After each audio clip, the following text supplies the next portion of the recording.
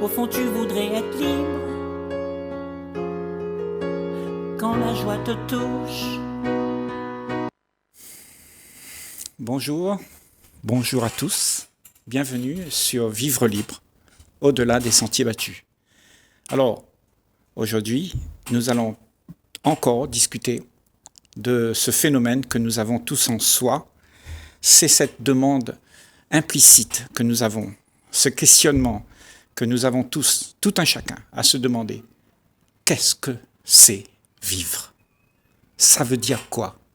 Ça veut dire se promener toute une vie durant à chercher quelque chose pour nous rendre heureux? Est-ce que c'est ça? Ou est-ce que c'est quand on s'arrête de faire ça que peut-être la vie vient et elle s'épanouit, elle nous emporte dans un monde de merveilles et de beauté? On va voir ça avec notre invité Farzad. Bonjour Farzad. Bonjour. Tu vas bien? Ça va. Donc, c'est cette idée de toujours vouloir quelque chose pour s'épanouir, pour s'égayer, qui occupe l'esprit de la plupart d'entre nous aujourd'hui dans ce monde. Et nous avons trouvé dans cela des habitudes. Comment faire pour trouver, avoir le moyen de faire exister ce que l'on aimerait faire exister. Le moyen de faire exister ce qui nous donne un bien-être, tu vois. Mais j'ai l'impression que la plupart d'entre nous, quand on a fait ça, au bout d'un moment, on se demande, mais c'est quoi la vie, quoi? Parce qu'on est tout le temps en train de courir après quelque chose qui nous déçoit. Parce que ce qu'on a trouvé, c'est notre désir d'être heureux, finalement. Et le désir d'être heureux, c'est ce qu'on imagine. Et puis on poursuit tout ça. Et moi, je pense qu'il y a un phénomène qu'on doit réaliser pour pouvoir sortir de ce guet-apens. Parce que c'est un guet-apens, quelque part, que le passé nous procure à chaque fois qu'on vit, on mémorise le passé et on veut faire exister le passé parce que le passé était tellement bien. Donc on dit, ah ben c'est ça qu'il nous faut, tu vois. Mais moi je dis, peut-être que c'est en lâchant tout ça, peut-être qu'on peut découvrir quelque chose de neuf qui n'a pas de hier dedans. Il n'y a pas de demain. Le temps se dissipe.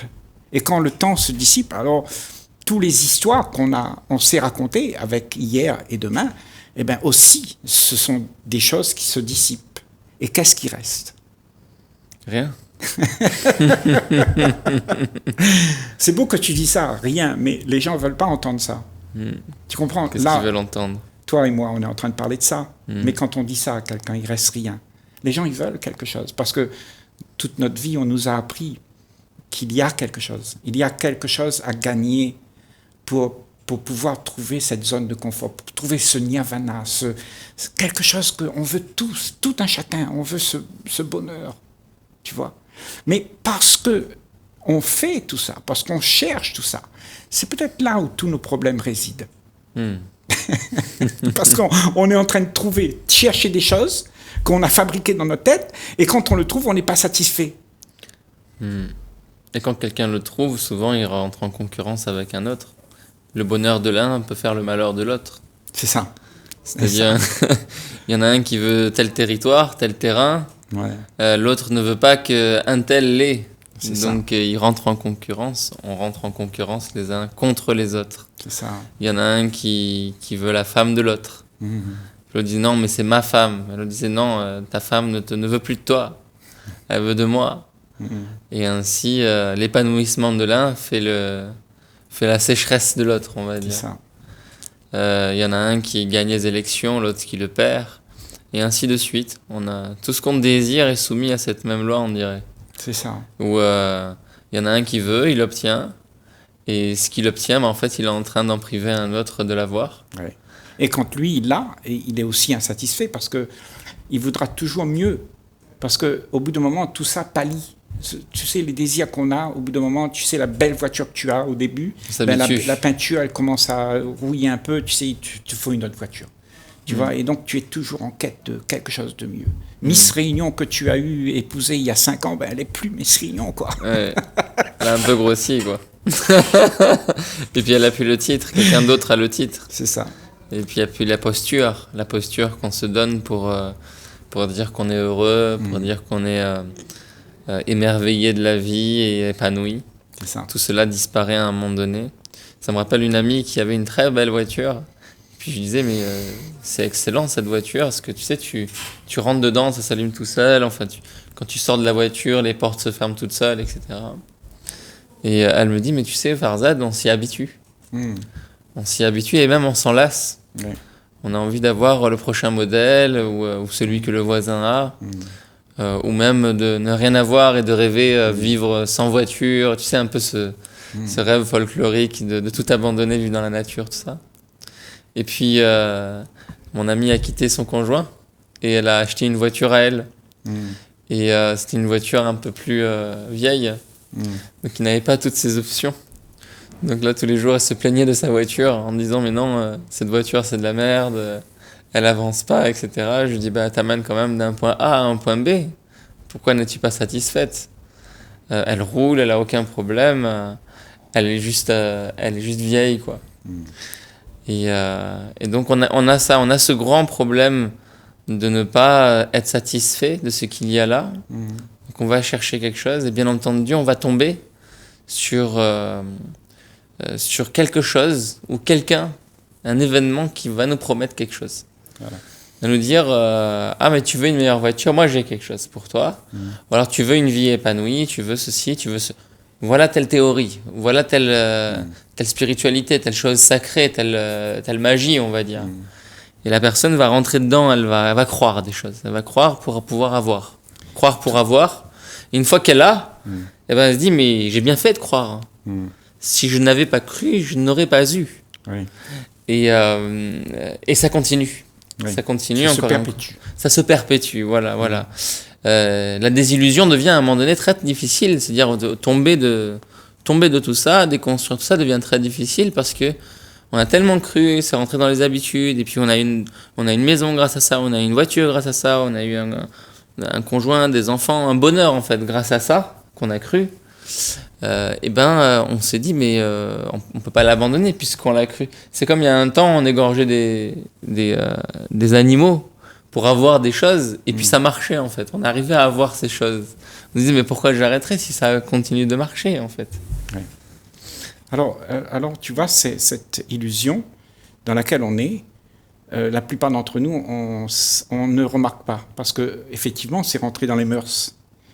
Et moi, je me pose la question, si au fond de soi, on le sait quelque part, que ça ne nous donne pas vraiment la joie, l'enthousiasme d'être vraiment présent, de vivre avec beaucoup de joie et d'harmonie, un peu d'ordre dans notre vie comme ça. Si ça ne nous donne pas ça, au fond de soi, chacun d'entre nous, on sait qu'est-ce qu'il faut faire. On le sait tous. Ça a été dit depuis des milliers d'années. Tout le monde le répète tout le temps. Aimez-vous les uns les autres. Sois pas méchant, sois pas hypocrite, sois pas égoïste, tout ça. On le sait tous, Partage, fondamentalement. Accueil, écoute. Ouais, c'est pas une tempête qu'on annonce à personne aujourd'hui sur la planète Terre. Que en s'aimant, les choses s'arrangent. Mais pourquoi ? Alors, cette illusion que l'on a est aussi forte que ça, qu'elle nous empêche de nous projeter, de nous laisser être ce que l'on est à ce moment où on vit la chose, mais pas se projeter dans une vie que l'on aimerait. Parce que la vie que l'on aimerait, c'est une projection de toutes nos illusions, tu vois ? Et donc, si on ne projette plus, si on accepte les faits, c'est quoi ? C'est que tu es égoïste, tu es ceci, tu es cela, tu es tout ça, tu n'es même pas capable d'aimer, tu es tout le temps dans l'angoisse. Ça, ce sont les faits de notre vie quotidienne. S'aimer serait la solution, comme tu dis, mais le gros problème avec ça, c'est que on a fait du fait de s'aimer un objet de marchandage. Ouais. C'est une illusion. On s'est créé une illusion pour se dire que si je fais ça, je gagnerai quelque chose. Voilà. Je t'aime si tu m'amènes cet objet à cet endroit, à cette heure-là. Je t'aime si tu me fais ci, me fais ça, etc. Un petit peu d'affection. Un petit peu d'affection. Je rentre, fatigué. Voilà, un petit peu de vernis. Je t'aime si tu me respectes, si tu dis que je suis pas trop gros. que je suis beau, que je suis belle, tu vois. Mais c'est pas de l'amour, ça, on le sait. Ouais. L'amour absolu, l'amour vrai, n'a pas d'altérité. Oui, on le sait. Il ne dit pas qu'il y a quelque chose. Non, on le sait pas. Non, on le sait. Au plus profond de chacun d'entre nous, tu peux pas expliquer ça à quelqu'un que il doit aimer pour être heureux. Tu peux pas expliquer ça à quelqu'un. Il le sait au fond de lui que si il aime, il sera heureux. Mais il n'arrive pas à le faire. Alors, le problème, c'est de savoir pourquoi il n'arrive pas à le faire. Qu'est-ce qui nous empêche dans ce monde à ne pas accepter les faits que nous soyons tellement dans l'engouement de vouloir quelque chose qui n'existe pas. Et ce qui n'existe pas, eh ben, c'est le rêve qu'on a. Mais aimer, c'est abandonner ce qu'on veut. Aimer, c'est quelque chose que on peut avoir de grandes demandes par rapport à la vie. Et l'amour fait que ça s'efface. On peut vouloir du pouvoir, on peut vouloir telle position dans la société, un avoir se sentir utile ou que quelqu'un nous voit en bien. Tu vois, qu'on ait une bonne image, être reconnu, avoir un bon physique. Aimer, l'amour fait que tout cela s'efface. D'accord, mais comme on ne peut pas aimer, comment faire en sorte d'abandonner ce que nous pensons avoir avec le pouvoir, avec l'argent, avec le divertissement, avec l'affection de ma femme, et tout ça, est-ce que... Mais là, quand on est chargé de tout ça, on aura beau parler d'amour, ça servira à rien. C'est-à-dire que on aura beau dire j'aime, ou je veux aller vers l'amour, je veux plus d'amour dans ma vie, ça marchera pas, parce qu'on est trop chargé de ces choses. Oui, mais comment faire, justement, pour qu'on puisse se décharger, là, maintenant, que tout ça devienne une absurdité, parce que tu as remarqué que tout ça, c'est une illusion. Comment remarquer que tout ça, c'est une illusion? Mais ça se répète, c'est-à-dire qu'il n'y a rien de neuf dedans. Et à un moment donné, il est fort probable qu'on s'en lasse. Il est fort probable qu'on en souffre. Exactement. Mais d'en souffrir jusqu'au bout, ça permet de voir qu'il n'y a pas de réalité derrière ça. Mais si on en souffre un peu et qu'on trouve une solution, eh ben, c'est sûr, on continue. On met une petite rustine, un petit pansement sur la jambe de bois et on continue. C'est ça. Donc, de voir cette chose face à nous, elle se répète. Elle n'a rien de neuf. Il n'y a rien de créatif dedans. Il n'y a rien de secret dedans. Alors, est-ce que ça... On sait qu'il y a l'amour, on sait qu'il y a la vie quand c'est créatif, quand il y a quelque chose de neuf. Et si on regarde nos vies, vraiment avec sincérité, on se rend compte qu'elle manque cruellement de créativité. Il y a quelque chose qui manque. Il y a quelque chose, il y a une beauté qui manque. Tu as tout ce que tu veux, tu as la piscine, tu as la jolie femme, tu as les jolis enfants, la belle maison. Mais il y a quelque chose qui te taraude dans la tête. Il y a quelque chose qui te manque. Tu couches le soir, tu mets ta tête sur l'oreiller. J'ai tout, mais... il y a quelque chose qui me manque. Voilà. Tu vois ? Donc, ce manque de créativité, ce manque d'intelligence, il vient justement du fait qu'il y a quelque chose qui se répète. Si on arrive à voir qu'est-ce qui se répète, c'est ça. À un moment donné, on peut arrêter. C'est-à-dire que ça continue de se répéter, mais plus à travers toi. Toi, tu participes plus. Tu regardes les choses qui se répètent et... là, il y a une forme d'intelligence. Par exemple, tu es dans une fête, tu es dans la fête de cette vie où il y a plein de gens qui sont en train de boire, de manger, de danser, il y en a qui font ceci. La vie mondaine, quoi. La vie mondaine. Mais toi, tu te postes quelque part, un peu en retrait, et tu regardes ça. Et quand tu regardes ça, tu vois qu'il y a les histoires qui s'enchaînent et qui enchaînent les uns les autres. Donc, quand tu regardes, tu vois, mais ça se répète. Un tel a fait ça, et puis ensuite il souffre de ça. Là, il était heureux, et puis ensuite à nouveau il est malheureux, etc. Et donc on voit que ça se répète. Donc pendant qu'on fait ça, déjà on n'est pas dedans, on n'est pas en train de participer. Et quelque part, on est mort à ça. C'est-à-dire on n'est plus dans la scène. Donc si tu veux dire, pour faire ça, Fazad, ce que tu dis là, il me semble que la personne qui va se mettre en retrait, le fait de se mettre en retrait, il faut que cet esprit, ce personnage, soit libre de quelque chose. Il soit libre de ses envies. Il soit arrivé à un moment où la vie l'a acculé. Il est au bout du rouleau. Il est le dos au mur. Et il ne sait plus quoi faire. Tu vois, on a tout. Regarde, tout ce qu'on a fait sur la planète. Moi, en tant qu'humain, j'ai eu beaucoup de choses, j'ai eu beaucoup d'expériences. Mais toutes ces expériences m'ont emmené à nulle part. J'ai essayé d'être riche, j'ai essayé d'être pauvre, j'ai essayé la chrétienté, j'ai essayé le bouddhisme, j'ai essayé plein de trucs dans ma vie. Mais en fait, à un moment, je me suis retrouvé au bout du rouleau et je dis, mais vraiment, mais qu'est-ce qu'il y a ? Et c'est à ce moment, je crois, que dans cette liberté, il faut que tu te délaisses de tout ce que tu as appris, que tu as connu, pour pouvoir être ce témoin dont tu parles. Tu vois ? Oui, autrement, c'est pas possible. Le monde perd ses attraits. Et quand le monde, pour nous, perd ses attraits, c'est-à-dire tout attrait, quiconque vient nous inviter dans la fête, se rend compte qu'il a pris la main de quelqu'un qui n'est pas intéressé par rien du tout. Qui l'amène boire du vin et dit « mais non, ça m'intéresse pas ». Il l'amène pour un peu de sexe, mais ça l'intéresse pas. Ça a perdu son attrait, l'attractivité de tout ça qui semble vraiment très succulent et bon pour beaucoup de gens, ne l'est plus pour cet individu. J'aime bien comment tu dis ça, parce que quand tu dis les gens viennent t'embarquer dans quelque chose que tu n'es pas intéressé, mais en fait, ça se passe tous les jours dans notre vie. Quelque part. Tout le monde te dit quoi faire pour que tu sois heureux. Oui.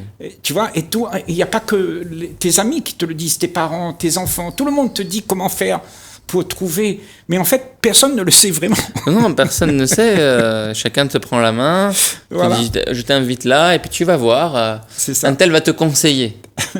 Mais un tel, ça se trouve, c'est le diable en personne, t'en sais rien du tout, tu vois. Oui. Qui est lui-même manipulateur, qui est lui-même ceci, cela, lui-même a des envies extraordinaires. Mais tu te rends compte, toi, quand tu as regardé la scène depuis un peu l'extérieur, tu te rends compte que ce dans quoi tu vas n'a plus aucun attrait. Ça n'a plus aucun goût, en fait, pour toi. D'accord. Donc, il est possible que tu y ailles, mais ta participation y est vaine. Parce que tout à coup, les gens se rendent compte que tu es complètement déconnecté de ce qu'eux ils veulent, de ce qu'ils veulent, de ce qu'ils font, de ce qu'ils désirent, de ce qu'ils prônent, comme théorie, comme ceci, cela. Et puis ils disent, mais t'en es où ?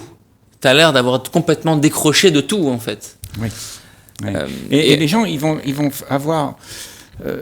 te regarder comme quelqu'un de malheureux, parce que eux, ils croient que leur bonheur, l'illusion qu'ils ont, c'est de ne pas décrocher, c'est de garder le cap, de réussir, de pouvoir avoir de l'argent, de pouvoir faire toutes les choses que la société mondaine nous donne, le plaisir que ça nous donne. Oui. Ou alors même d'être dans une logique, dans une sorte de suivi psychique qui correspond à un livre. La personne prend un livre, elle ouvre le livre, elle lit, elle dit « Ah, mais toi, t'en es là dans ta vie. » Mais ça, c'est ce qu'on faisait il y a 10 000 ans. On allait voir le 10 heures de bonne aventure, on allait voir le voyant.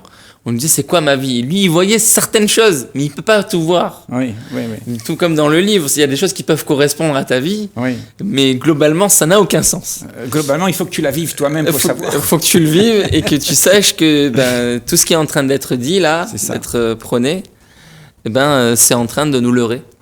C'est un vaste mensonge. C'est une vaste supercherie. Et bon, quand on commence à dire ça aux gens, ils peuvent être très agressifs.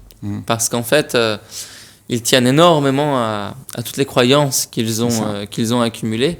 Pour certains, leur vie même est en danger. C'est-à-dire que leur vie physique dépend de ces mensonges. C'est-à-dire si d'autres gens le savaient, ce qu'ils ont fait, ils iraient soit en prison, soit ils se feraient assassiner.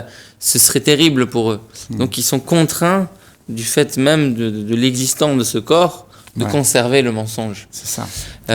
Et quelque part, on en est là. On en est là où c'est mentir ou mourir. Attends, là, il y a un fait. Il y a un fait de notre société, c'est comme ça, on ment. On n'est pas honnête avec nous-mêmes, on se raconte des histoires, ces histoires de princes charmants, il y en a qui ne le font plus, mais ça passe à d'autres niveaux. Tu sais, ce n'est plus le prince charmant, mais c'est l'argent que je vais gagner qui va me rendre heureux. Ou l'enfant que je vais violer en groupe exactement. Et que j'ai caché voilà. Donc tout ça, à des hauts niveaux de l'État même d'ailleurs. Bien sûr. Parce que là, il y a dans ce fonctionnement-là quelque chose que nous ne voulons pas voir. Et parce que nous ne voulons pas voir, les faits sont transformés, sont mentis à tout le monde. Il y a les faits qui sont là, mais tout le monde ment. Tout le monde dit non, c'est pas comme ça, c'est comme ça, vous inquiétez pas, ça va s'arranger, on va faire ça mieux, et tout le monde trouve une solution. Toutes les politiques trouvent une solution. Tout le monde, même dans les familles où il y a les tabous, tout le monde trouvera une solution pour que tout le monde puisse être heureux. Mais en fait, les faits sont occultés de A jusqu'à Z. Et pourtant, moi je dis, quand tu regardes la vie et que tu prends les faits de ce qui existe, tu ne peux pas te mentir à toi-même à ce moment-là. Et c'est peut-être là que tout peut changer pour toi. Oui. Hein? Et le dilemme entre mentir ou mourir se transforme alors. Ça devient mentir ou mourir. La personne choisit la mort, elle choisit de mourir. Et mourir, c'est vivre à ce moment-là. Elle se rend compte que mourir à tous ces mensonges, c'est avoir un souffle au moins de libre. Wow. Mourir. Ça, c'est un sujet très intéressant. On ne va pas l'ouvrir maintenant, mais sur une prochaine... C'est la fin. Ce sera bientôt la fin. Ce sera bientôt la fin. Mais je pense que dans une autre émission, on va en parler parce que il me semble que vivre, c'est mourir, et mourir, c'est vivre. On va élaborer ça ensemble, toi et moi, si tu veux bien. Ah ben oui. Ouais. On a 5 minutes et pour voir l'introduire. vraiment où, comment la vie, elle est vraiment. Pas ce qu'on nous a raconté. Pas ce qu'on nous a expliqué.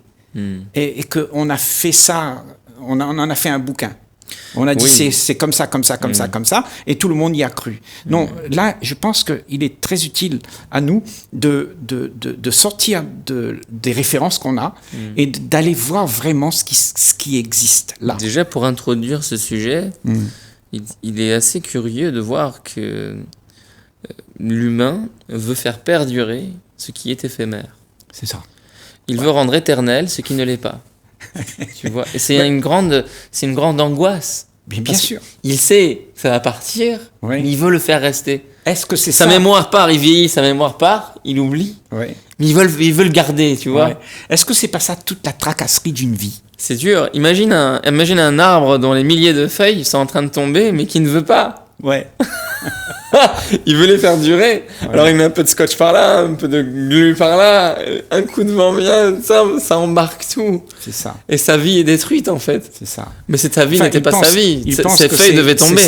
Il pense que c'est sa vie, mais c'est une vie fabriquée de scotch, de collage. C'est rafistolé, quoi. Voilà, c'est quelque chose qui a été fabriqué. Ouais. Mais la vie naturelle... Elle ne se stocke pas. Oui, voilà. On ne peut pas la garder quelque part, dire là, tu restes là pour moi. C'est ça. Et tu ne bougeras pas pour mon plaisir. C'est ça. Non, elle va venir, elle va partir. Et ton plaisir, il va partir avec. Et tout ce qu'on se construit alors dans notre vie doit mourir. Sûr. Et quand on ne veut pas que ça meure, eh ben, automatiquement, il y a une souffrance parce que il y a la résistance que la vie continue comme elle est, mais pas comme toi tu aimerais. Toi, tu aimerais qu'elle continue comme tu aimerais. Mais la vie, non, dit, c'est pas ton choix, ça. Ça, c'est le choix de la vie. C'est pas à toi de dire à la vie comment la vie devrait être. C'est pas à toi de dire à la vie, viens danser avec moi. C'est à toi de te lever de ta zone de confort et aller danser avec cette vie. Tu vois? Et on a encore un petit peu de temps pour engager encore un peu de ce sujet-là, parce qu'il me semble très intéressant de savoir que la vie, elle n'a pas de commencement et elle n'a pas de fin. Donc, aucune mort ne peut survenir à la vie. La vie, elle n'a jamais commencé, elle n'a jamais fini. Donc, tout ce qui est mort, eh ben, ça nous fait peur. Tout ce qui a un commencement et une fin, ça nous fait peur. Parce qu'on veut, comme tu dis, coller les morceaux pour pouvoir continuer de la même manière, comme d'habitude. Et puis on s'en mêle. Parce que, en fait, tout ce qui est habitude dans cette société, ça crée une zone de confort. Ça crée du réconfort. Et ça crée de la répétition. Parce qu'on veut toujours continuer. Parce que c'est tellement bon. Mais la vie, elle te dérangera. Que tu aimes ou pas, la vie, elle te dérangera. À un moment ou à un autre. Donc, tout ce que tu peux conclure ben, au bout d'un moment, ce sont des choses que tu vas devoir les laisser. Parce qu'il n'y a pas de conclusion. On ne peut pas conclure. La vie n'est pas conclusive.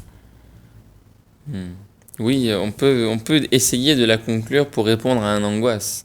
L'angoisse que tout vient et tout part. Mais au fond de nous, on sait que c'est pas vrai. Oui, sait que c'est donc une comme illusion. tu es en train de dire que la conclusion, c'est un mensonge. Ah oui, c'est totalement un mensonge. On se ment à soi-même. Ouais. Parce qu'on dit, si je fais une conclusion, ben, je suis rassuré Hmm. que demain, je peux encore faire des choses. Oui. Mais si je ne fais pas de conclusion, ben, tout est à apprendre, tout est à accueillir. Hmm. L'inconnu est devant toi, est ouvert pour toi, tu vois. Et là, il faut aller à tâtons quand même. Parce que justement, comme on n'est jamais dans cette optique d'aller vers ce qui est inconnu, alors la peur s'éveille en soi. Donc il y a tout un phénomène de résistance qui veut garder le connu pour ne pas accueillir l'inconnu. Donc il y a toute cette difficulté d'aller vers quelque chose que tu ne sais pas. Pourtant, la vie n'est que inconnue. Ce que tu es, c'est un paquet d'ignorance. On ne connaît rien. Mais très peu de gens veulent admettre qu'ils ne savent rien. Mais quand tu admets, alors cet inconnu est ouvert pour toi. Et là, à tâtons, tu vas découvrir. Parce que tu ne connais pas. Donc tu fais attention, tu es alerte. Tu es vigoureux, tu es sur la sellette. Tu vois? Et tu perçois les choses et tu fais très attention de ne pas te raconter d'histoire. Oui, de ne pas laisser autrui t'en raconter non plus. Ouais. De ne rien croire. Rien croire. De ne rentrer dans aucun groupe, dans aucune communauté. De refuser tout ce qui est proposé. Et de ne cueillir que l'instant. Ouais. Mais aussi accepter quand même que toutes ces choses existent. C'est là. C'est là. Il y aura toujours des vols, des viols, et ainsi de suite. Concluons. Je crois qu'on va laisser là. On a dépassé un petit peu le temps qui nous est imparti. Mais bon, voilà, on va vous laisser là-dessus, mes chers amis. Et à très prochainement sur la prochaine émission. Au revoir. Au revoir. Je ne sais pas qui a dit ça, que la vie était comme ça. Tu ne peux pas changer. On agit comme de vrais robots, sans raisonner sur le programme, sans la joie d'être en vie.